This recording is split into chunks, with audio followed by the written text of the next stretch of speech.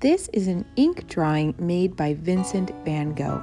When you think of Van Gogh, you might recognize him by his beautiful sunflower paintings, bright yellows, bold strokes, or you might think of some of his landscapes with swirling paint strokes, perhaps one of his haystacks with the yellows and the blues and all of those little lines that make up the image. Or perhaps you recognize him by his Starry Night painting. But what about the drawing that came before the painting? He was using various ink techniques such as hatching, cross-hatching, scumbling, and stippling. Today we're going to make our own landscape using these very basic line techniques. I'm going to start out with a simple ink pen and a piece of white paper. I'm going to make a rectangle that my landscape is going to be inside. You can use a ruler for this, or you can just go ahead and free draw it. I'm looking at a landscape of a road that's winding in between two hills or mountains. So I'm going to start at the top left and make a diagonal line down. It's going to kind of curve and swerve. Right now I'm just sort of setting the field, setting the space that I'm going to make my marks inside. So I'm doing a nice diagonal down all the way until my finger. Now I'm going to go from the other side and do this other little hill that's coming down here. Just going to swerve that down and then curve it over. I'm going to make the curved line of the road. Notice that I've just made a little triangle there. I'm always looking at the shapes inside of the spaces that I'm drawing. So now I'm going to start with the curve from the back of the road. And this little space there is very small because the road has curved away.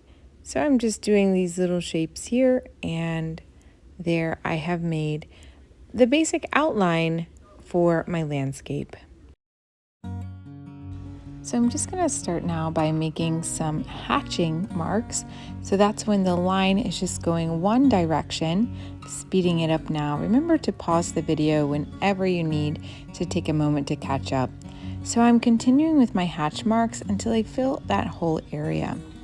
Now I'm going to just add some hatch marks that are going to kind of get smaller as they go into the horizon.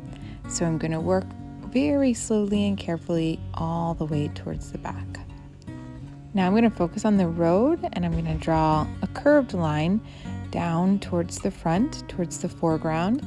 And then I'm going to use a different technique called stippling, where we're just going to make little dots, just a bunch of dots all the way into the front of the road.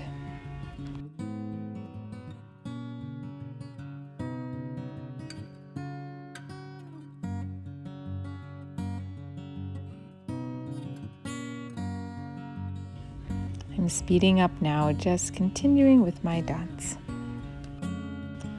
Now I'm working towards the back, and I'm doing something kind of like a scumbling, where it's almost like a scribble, just to make make the hill look a little bit rocky. So I'm just doing curved lines and kind of filling in the lines with my pen.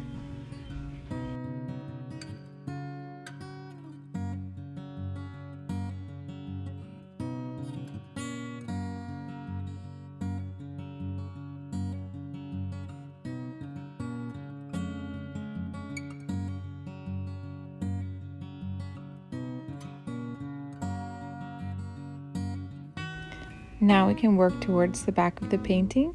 I'm adding some curved diagonal lines, filling out that back mountain there.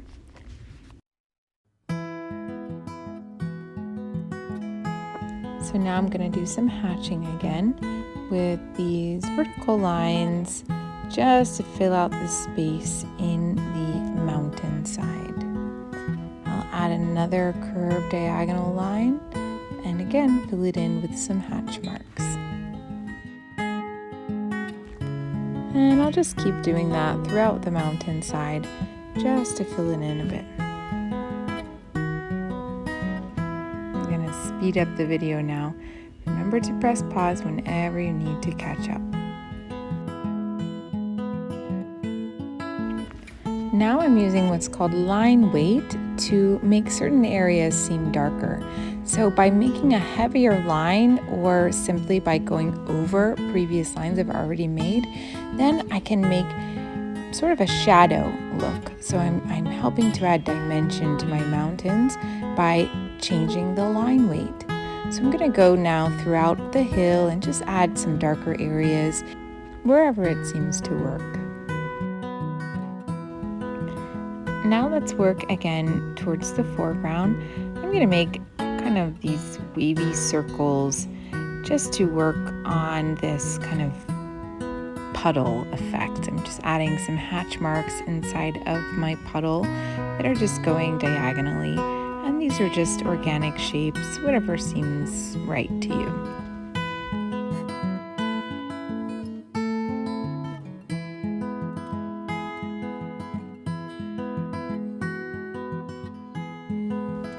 So let's add some more stippling into the road. And again, these are just dots that you're making with your pen.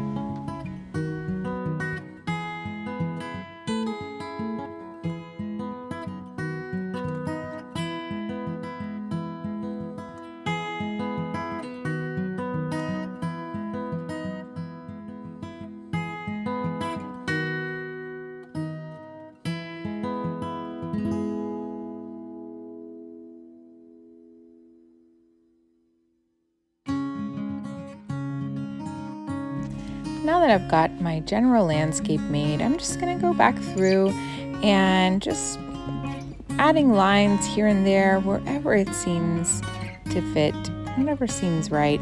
It's always nice to work on the whole picture all at once. You do a little on the top, a little on the bottom, a little on the left, a little on the right. We're always thinking about the whole picture. Now in my photograph, there's nothing going on in the sky, but I don't like leaving that big empty space, so I'm going to just stipple in some clouds here. I'm just doing that from my imagination, but I like the way it looks. So I'm just doing some stippling marks, just making those dots all the way in the back.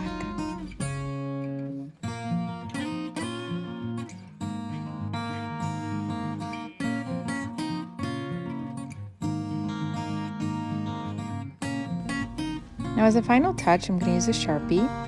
And again, I'm just going to work with line weight. So that's the thickness of the line.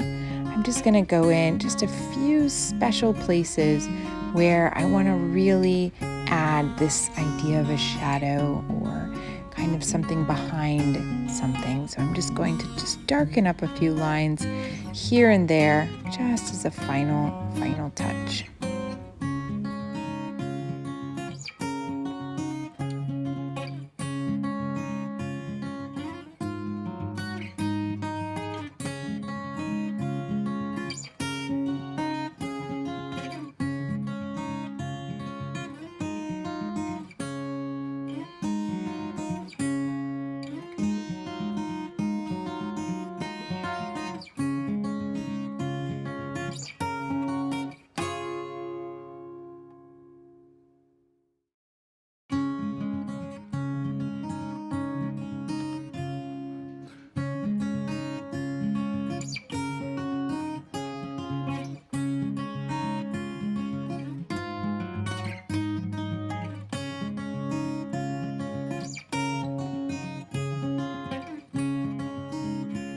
Well, now you know how to make a basic landscape using ink. And I hope you have fun and go and do this with lots of other landscapes.